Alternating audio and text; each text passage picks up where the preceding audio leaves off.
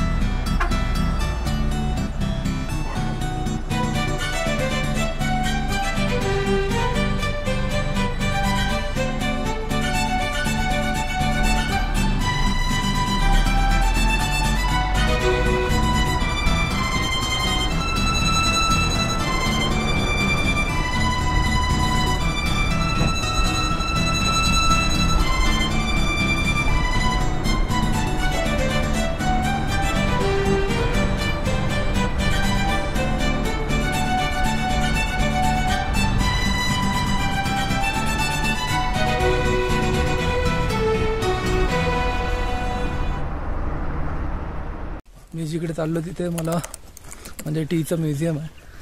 जवळजवळ 2-3 स्पॉट मी चूज केले होते की त्या जागेवरती मी फिरेन म्हणून.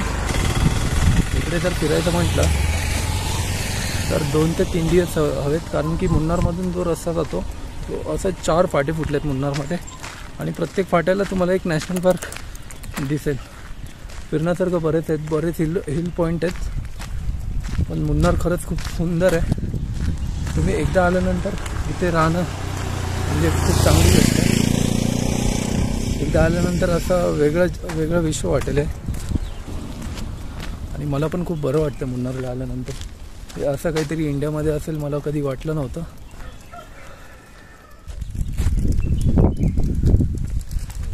शांत वाटते यार, एवढ्या रस्त्यावरती मी एकट्या बरं वाटतंय. मुन्नारला आल्यानंतर हे पीस हवं होतं. आता इथे नाही फिरलो तरी चालेल मला. पूर्ण या जागेवरती पूर्ण मी एकटाच आहे.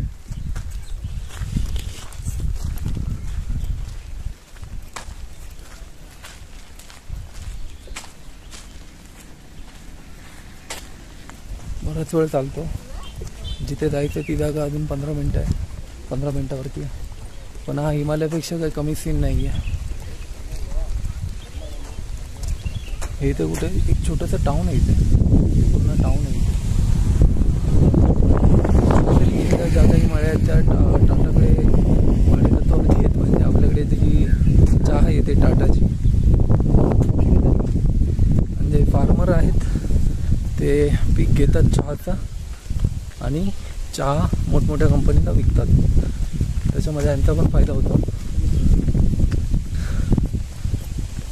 सुरुवातीच्या काळामध्ये चहा ही चायनामध्ये होती आणि ॲक्च्युअल चहा चायनामध्ये होता आणि नंतर ते ट्रेडिंग बंद वगैरे झालं होतं, असं काहीतरी होतं पुढे जाऊन, की चायनाने इंग्रजांना चहा देण्यास नकार दिला. आणि त्याच्यात थोड्या वेळाने आसाममध्ये सेम म्हणजे चहासारखंच मिळतं जुळतं स्पेसिस आसाममध्ये भेटतं. तिथून मग चहाची उत्पत्ती पूर्ण भारतामध्ये झाली, तर केरळामध्ये जास्त प्रमाणात झाली. आणि ते केरळामध्ये आल्यानंतर म्हणजे मुन्नारमध्ये आल्यानंतर सहज कळून येतं. एका तरी चहाच्या मळीमध्ये जायला भेटलं असतं तर बरं झालं असतं. म्हणजे मला ज्या गोष्टीसाठी मुन्नारमध्ये आलो होतो ती गोष्ट कंप्लीट झाली असते. मुलं लहान खेळते, यूट्यूबवर बोलतो.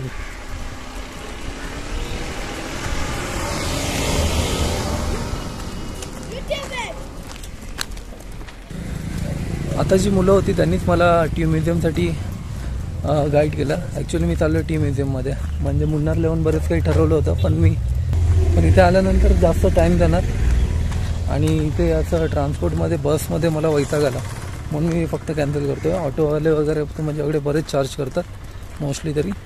आणि या गोष्टी म्हणजे चहाची पत्ती कशी असते, तर ही चहाची पत्ती माझ्या पाठीच आहे, ही चहाची पत्ती. आणि इथे पूर्ण चहाचा मळा आहे माझ्या पाठी. म्हणजे हे पठार आहे, तिथे गाव आहे आणि गावाच्या त्या साईडला एक डोंगर आहे. जवळ 3 ते 4 किलोमीटरचा टप्पा होता आणि त्या पूर्ण टप्प्यावरती जितके डोंगर लागले ना ते पूर्ण डोंगर चहाच्या मळ्याने भरलेले आहेत.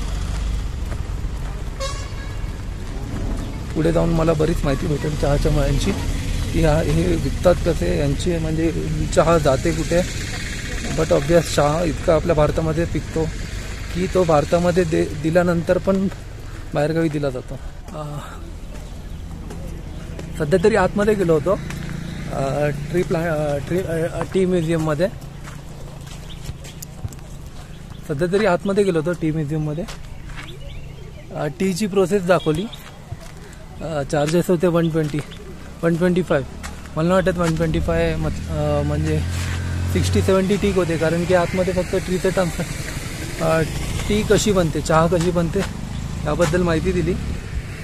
म्हणजे हे जे तुम्ही बघताय ही चहाची पानं आहे, त्याला सुकवतात पहिले, ड्रेनरमध्ये क्रशरमध्ये टाकतात. क्रशरमध्ये टाकल्यानंतर त्याला ड्रेन करून त्याची प्रोसेस असते. एकाच चहामध्ये 3 प्रकार येतात, व्हाईट टी, ग्रीन टी आणि ब्लॅक टी. तर वरचा भाग व्हाईट टीचा असतो, त्याच्या खाली ग्रीन टी आणि त्याच्या खाली ब्लॅक टी. आणि ही अशी काहीतरी ही अशी चहाची मळे असतात. हे छोटं मळं, हे छोटं चहाचं मळं त्या लोकांनी असं लावून ठेवलं आहे. म्हणजे म्युझियममध्ये जो कोणी जाईल तो आतमध्ये येईल आणि इथे जरा व्हिजिट देईल. आणि बाकी हा तर एक छोटासा पार्ट होता, पण ओव्हरऑल इकडे बघायला गेलं ना तर खूप सुंदर वाटतं. भारतामध्ये चहाचं उत्पादन केरळ, तमिळनाडू, कर्नाटक, इवन आपल्या देशाच्या खाली श्रीलंकामध्ये घेतात, आपलं हिमाचल प्रदेशमध्ये, बिहारमध्ये थोडंफार उत्पादन होतं. आणि त्याच्या पुढे जाऊन थोडं बांगलादेशमध्ये पण होतं. आणि आपल्या 7 सिस्टर आहेत तिथे तर खूप प्रमाणात घेतलं जातं उत्पादन. 1938मध्ये काहीतरी साऊथमध्ये प्लांटेशन गेलं होतं टीचं. त्यानंतर भारतामध्ये चहा उत्पादनाला खूप जोर आला आणि तो जोर इथे सहजपणे दिसतो आहे की हर एक डोंगर चहाच्या मळ्याने भरलेला आहे. काश आतमध्ये एंट्री असते, पण प्रायव्हेट प्रॉपर्टी आहे, इवन लीजवरती दिलेल्या प्रॉपर्टी आहेत, तर त्याच्या आतमध्ये एंटर नाही करू शकत. पण छान होता एक्सपिरियन्स. मुन्नारला येण्याचं मेन रिझन तेच होतं की चहाचे मळे बघायचे. आणि लकीली मला याबद्दल याबद्दल म्युझियमबद्दल कळलं, म्हणून मी सर्व प्लॅन मागे केले. हा ब्रिज खूप खोलतो आहे.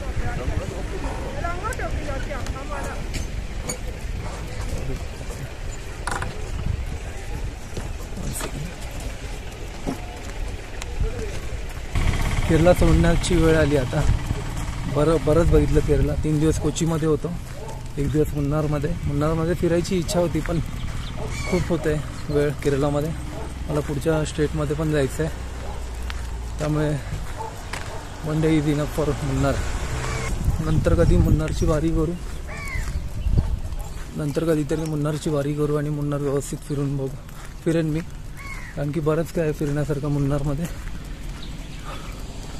नॅशनल पार्क आहेत, हत्ती आहेत. इवन रस्त्याने येताना रस्त्यावरती पण बऱ्याच ठिकाणी इन्स्ट्रक्शन होते की इथून प्राणी रस्ता क्रॉस करतात, गाडी आरामात घेऊन जावं. आणि मुन्नारला येताना जी काही सिनारिओ दिसते आणि मुन्नारला येताना जो काही सिनारिओ दिसतो तो खूप अप्रतिम होता. केरळापर्यंतचा प्रवास खूप छान होता. महाराष्ट्रामधून निघालो, गोव्यामध्ये होतो, गोव्यातून कर्नाटक, आणि कर्नाटकला हम्पीपर्यंत व्यवस्थित गेलो होतो. हम्पीच्या नंतर मग मी मैसूरमध्ये आलो ना, तर मैसूरमध्ये येताना मी आंध्रामधून आलो होतो. जी ट्रेन पकडली होती हम्पी एक्सप्रेस, ती आंध्रामधून फिरून आली होती. आणि हम्पीतून मैसूरला निघताना पण मला, आणि मैसूर ते कोचीचा प्रवास पण थोडा वेगळाच झाला. 200 ते 250 किलोमीटरचा प्रवास होता, पण मी ट्रेनचा पर्याय घेतला आणि ट्रेन ती पण फिरून आली. ट्रेन माझ्या मते हॉस्पेट, त्याच्यानंतर आंध्र प्रदेश, त्याच्यानंतर तमिळनाडू, नंतर मग केरळामध्ये आली होती. त्यामुळे मला बराच वेळ लागला केरळामध्ये येण्यासाठी, आणि केरळामध्ये स्टे पण बराच झाला. 3 दिवस कोचीमध्ये आणि आता 1 दिवस इथे. तर लवकरात लवकर प्रयत्न करतो की कन्याकुमारीला पोचायचा. व्हिडिओ जर तुम्हाला आवडत असेल तर नक्की लाईक करा आणि चॅनलला सबस्क्राईब करायला विसरू नका. एनर्जी नाही आहे, 2 बॅगा घेऊन असं चालत बोलणं जरा वेगळं वाटतं, भारी पडतं.